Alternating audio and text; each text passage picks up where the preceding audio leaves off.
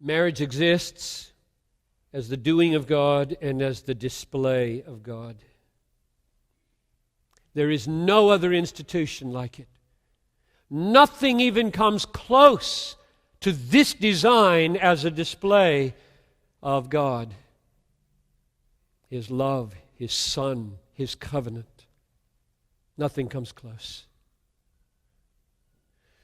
Genesis 2:24, therefore a man shall leave his father and his mother and hold fast to his wife, and they shall become one flesh. So what kind of relationship is it? What is it? How are these two people held together? Can they walk away from this? Can they go from spouse to spouse? Is this relationship rooted in romance? Is this relationship rooted in sexual desire? Is it rooted in need for companionship? Is it rooted in cultural convenience? What is this thing called one flesh that God has created?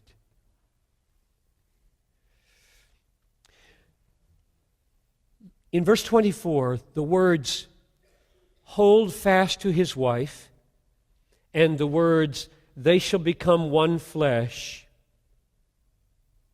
point to something far deeper and more permanent than occasional adultery or serial marriages. What these words point to is marriage as a sacred covenant, rooted in covenant commitments that stand against every storm as long as we both shall live.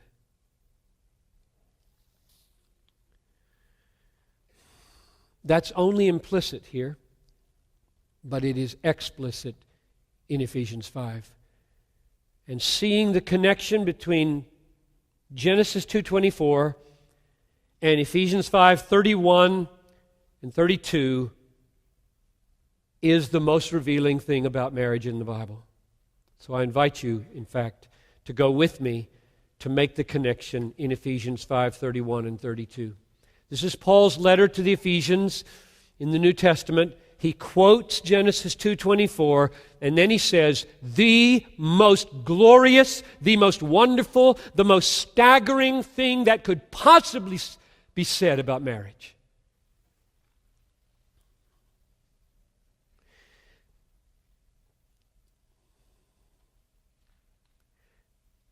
Verse 31, Ephesians 5.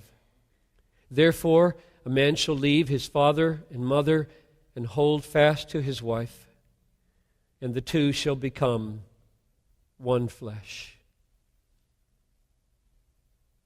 And then in verse 32, he gives the all-important interpretation of those words. He says, this mystery is profound, and I am saying that it refers to Christ and the church.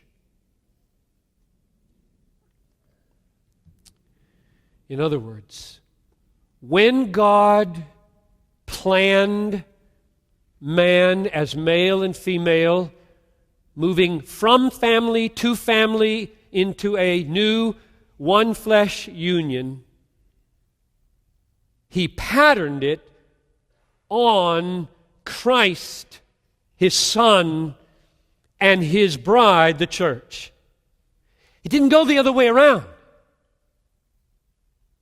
God didn't create male and female, design marriage, and then think, now, you know, it would be illuminating for the understanding of the church if I designed my son and his relationship to his redeemed people after that. It's totally wrong. God had His Son slain before the foundation of the world, as it were, grace flowing through Him into the elect already before there was an Adam and an Eve. And as He designed this amazing humanity,